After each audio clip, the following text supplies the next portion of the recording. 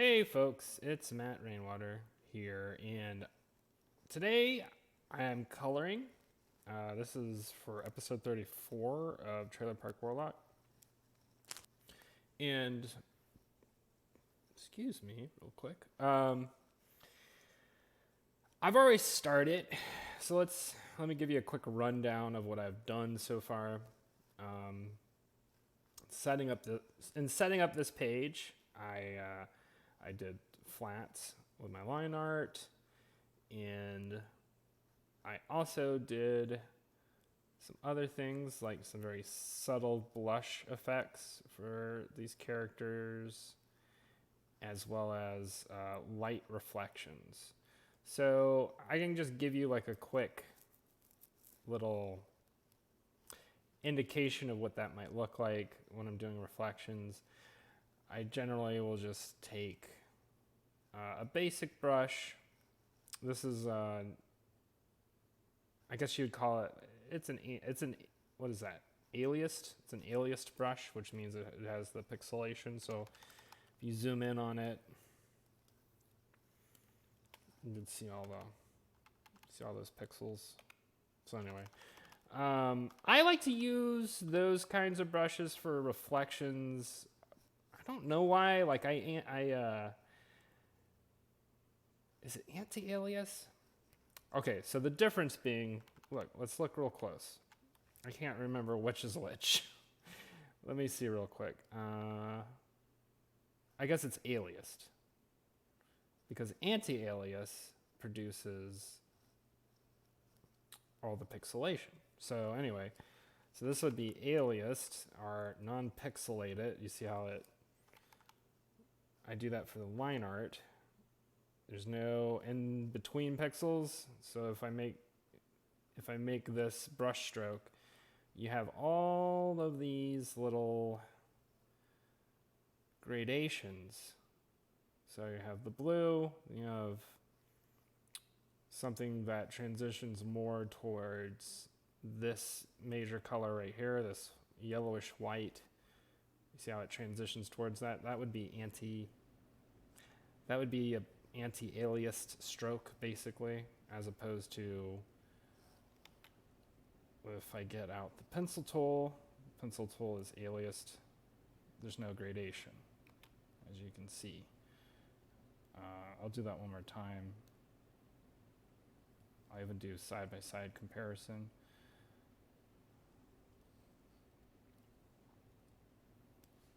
Well, if it'll let me.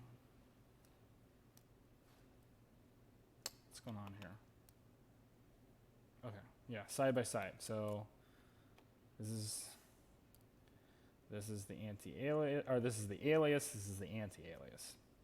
Main difference is, one, I can select very easily with my magic wand. It turns out in this example I can select both sections, but in most cases that is not what happens, and you have to, it's a pain in the butt to select everything when you have this big pixelated mess that you have to deal with. So that's just my quick rundown on that. But let me show you when I'm doing reflections. Basically, okay, take my brush, my nice soft lined pixelated brush, and I'll make a mark to indicate where the light source is coming from. So we're just going to pretend that there's a light source coming from off the panel from this direction. I'll grab an eraser, soft eraser, and just, polish it off like that to make it a softer gradation of light, basically.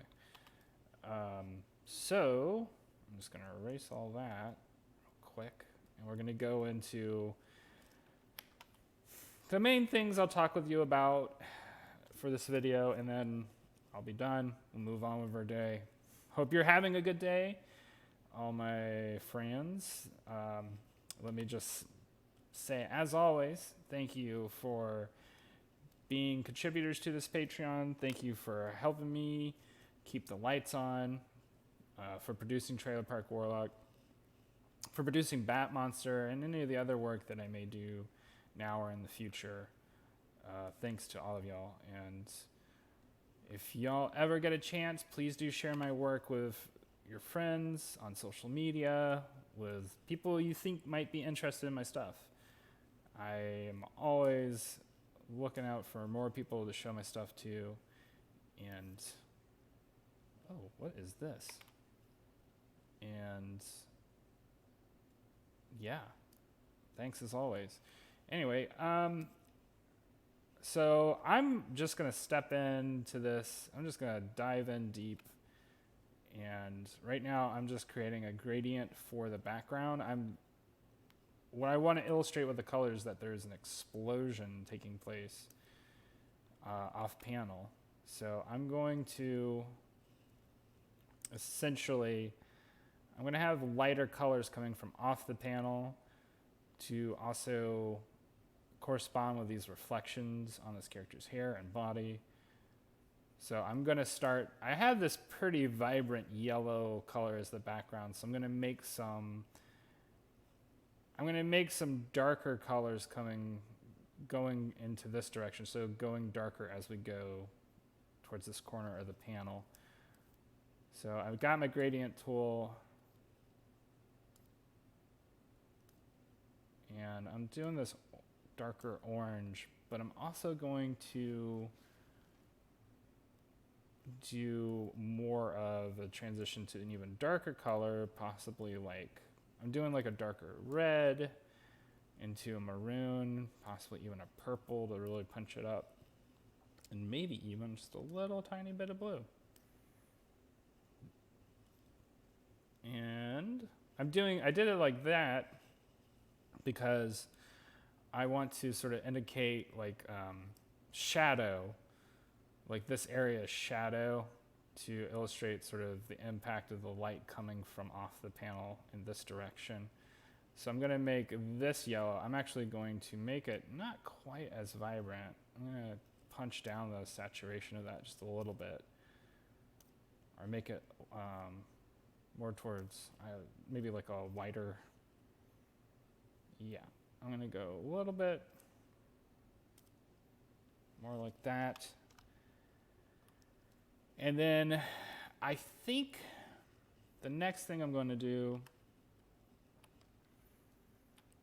is I am going to take some of this color, and I have a specific layer called the atmosphere layer. This is a layer that I use for gradients, gradient tones, to give an indication of things that are going on in the environment, like smog or smoke, or just like fading, like background fade out type effects, but also for generalized gradient lighting effects. So I'm just adding a little bit of that gradient tone to this character to have them sort of washed in the light of this explosion that is taking place off panel. Next, I'm going to do some shading, and I'm going to pick. So generally I do like a cell shading type technique. Generally what I do is I have a multiply layer at 50%. I also have one at 35%, but I usually use the one at 50%. That's for things in the foreground or midground. 35% usually for objects in the distant background, or for objects I just don't want to have as dark a shadow on. So I picked this red sort of maroonish color, and I'm using my aliased pencil, and I want it to have a dynamic shape to it. And I'm just going to start putting in these shadows. All right.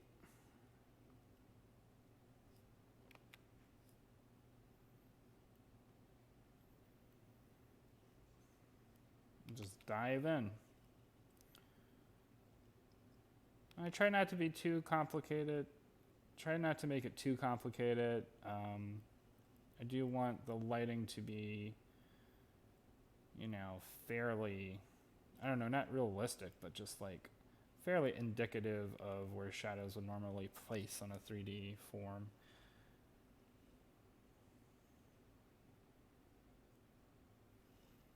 And here we go. It's not going to take very long.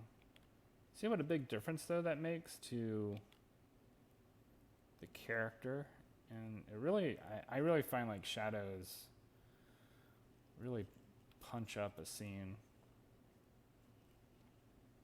really add extra drama and dynamism and whatever things that I like. Yeah, that's basically it. So now I'm going to take my eraser. I'm going to take a soft eraser. I want it to be a brush. I'm going to put it at like 26%. And I'm just going to do a couple of swipes at these shadows to make these shadows a little bit more dynamic. I find that having gradations of tone really lends an extra dynamic layer, like an extra element of dynamism to a picture. I used to not do that, but I saw a lot of stuff that I liked that used like that sort of transitioning cell shaded, dynamic cell shaded look, and I like it. I think it looks cool. So yeah, that's that panel. We could do one more panel, I guess, if you wanted to. Let's start with the shading.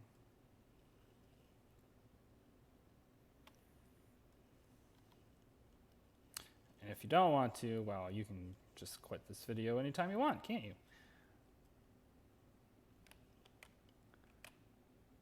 Let's see.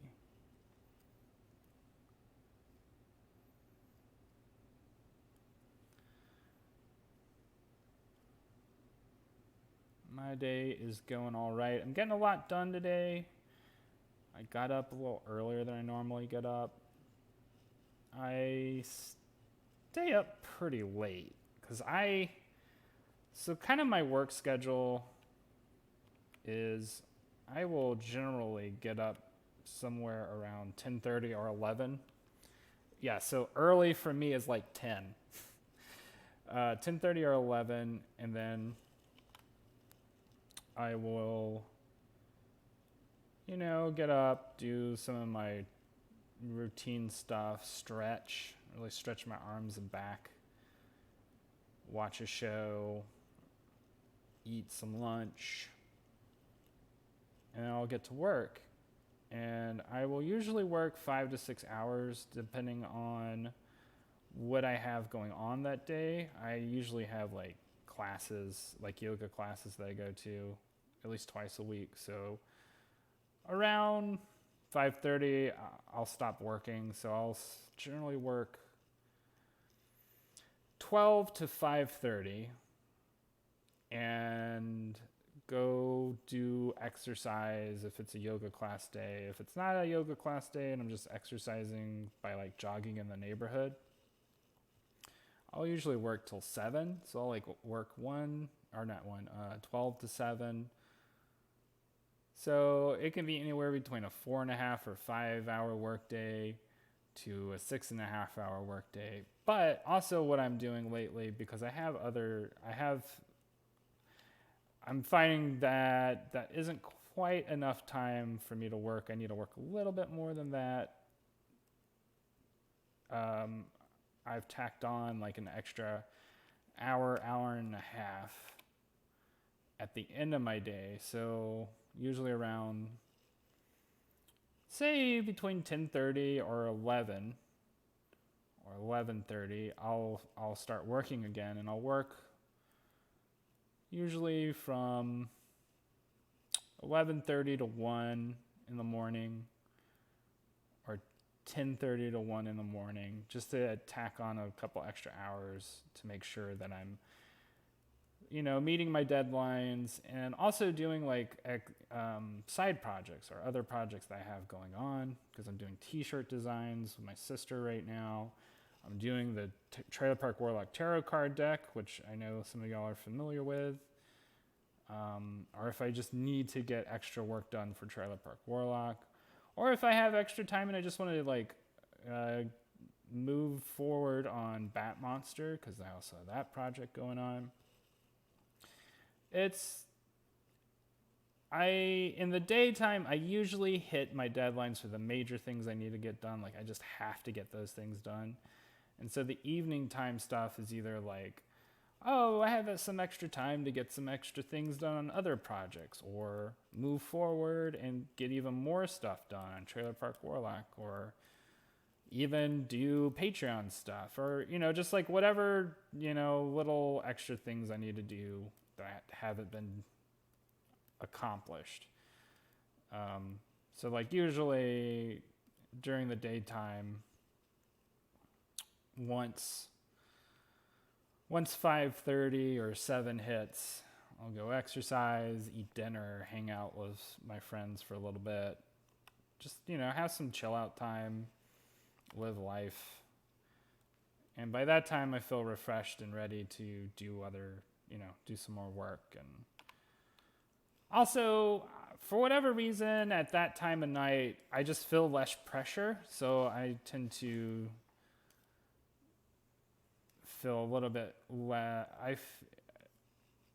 I get things done that are a little bit more difficult in terms of the creativity level, like tarot card stuff. I've been working on more in the evenings lately because I enjoy doing the tarot cards, but they are a little bit they've been a challenge, but a good challenge, but like they've been a challenge trying to figure out certain designs, especially the thing about the tarot card deck is that it has been conceptually challenging, because I've been trying to figure out how to implement ideas pertaining to the story of Trailer Park Warlock and the characters of Trailer Park Warlock appropriately with the way that the tarot deck is designed and how each card corresponds in different ways. So like I've been doing a lot of hard thinking about how does each character correspond, and do these characters correspond to like certain cards in the tarot? And a lot of them do. I mean, the Magician card's perfect for Jake, or like the World card is perfect for Darla. Very good fit. There's a character coming up very soon in Trailer Park Warlock that turned out to be a really good fit for the Chariot card. And I know I didn't originally intend for it, but it worked out really well. And I'll be sure to show the tarot card deck again, and just, I mean, it's going to be used more in the future. I'm intending on actually printing the deck at some point. I want to run like a Kickstarter campaign. If not a Kickstarter, I mean, I don't know how else I would do it. I guess I could create a Patreon tier and just print a deck, or not print a deck, but print one card a month. That's an idea. I have some ideas for how I might want to do it. My main way that I would want to do it, though, is a Kickstarter. I feel like it'd be cool to just get the whole thing printed, bada bing, bada boom, be done with it, get it in people's hands. But until then, I want to make sure that people see it, know what's going on, get an idea of this cool side project that I've been doing for Trailer Park Warlock. All right, so I guess we're gonna do 3 panels now. I was all like, well, we're just gonna do this one. Now it's turned into 3. This is a more complicated panel. Also some more, just like a very different thing, because we have the shadow coming from this umbrella. So I think what I'm going to do is I'm actually just going to cast the shadow on this character's face and envelop them in shadow. All right. And also that's where I'm going to be taking the eraser to kind of lighten it up in areas where I don't want it to be so obscured in one shadow.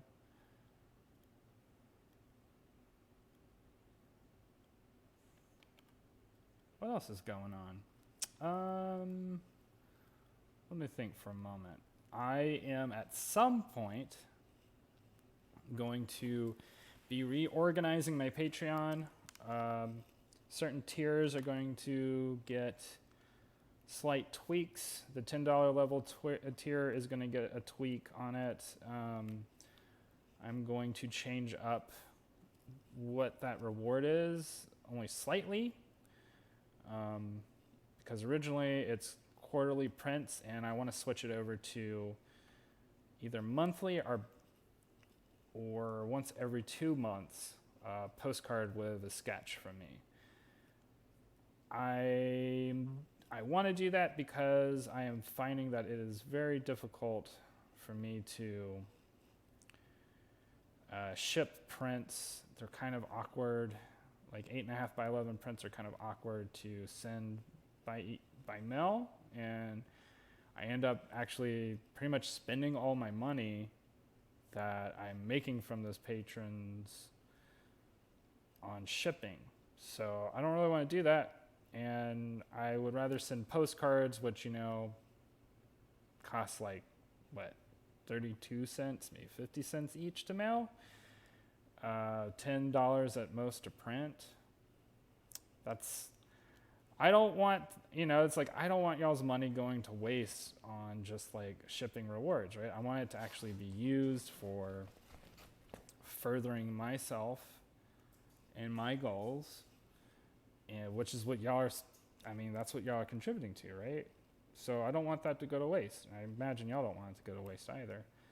So I'm making strides to better the way that I'm using and improve the way that I'm using the money that y'all are giving me and contributing to my cause.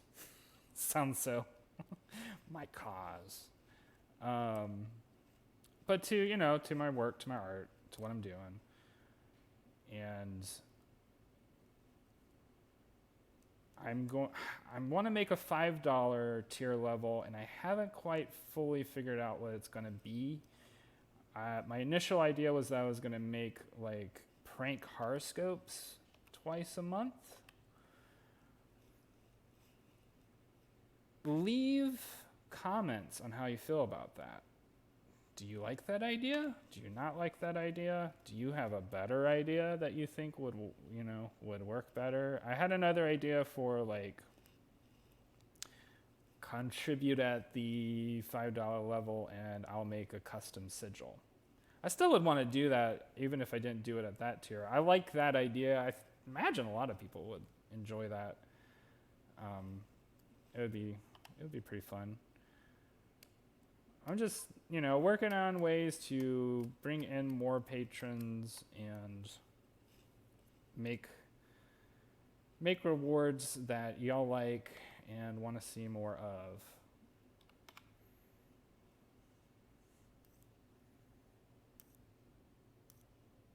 And that's what's going on for me right now, at least in terms of like my overall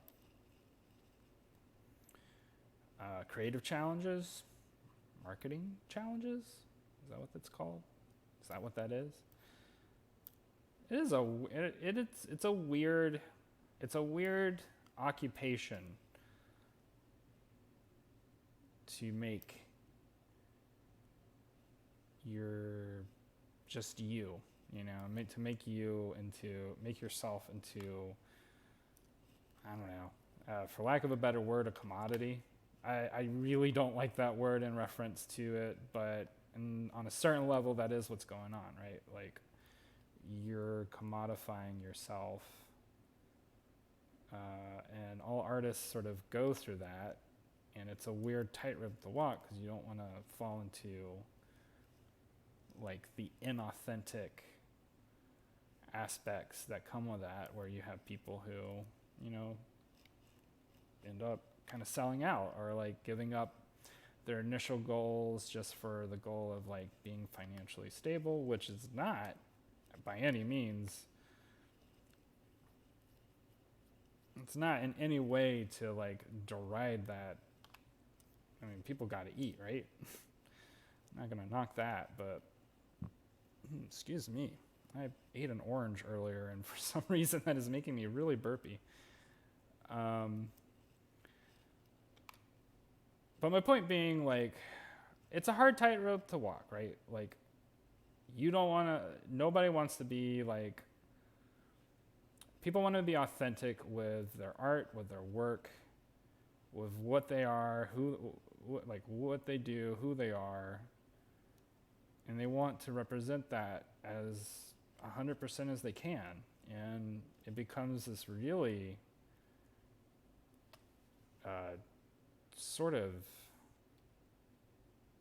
it becomes kind of a puzzle for a lot of people, myself included. But so far, I've been able to do 100% of what I want to do, and I want to keep on that track. Webtoons has been really helpful in that. Patreon has been really helpful with that. Y'all have been really helpful with that. So anyway, thanks y'all for sitting with me, watching this, listening to me jabber on about all the things. And I hope y'all are having a good day. I will talk to y'all again later. And yeah, have a good one. Bye.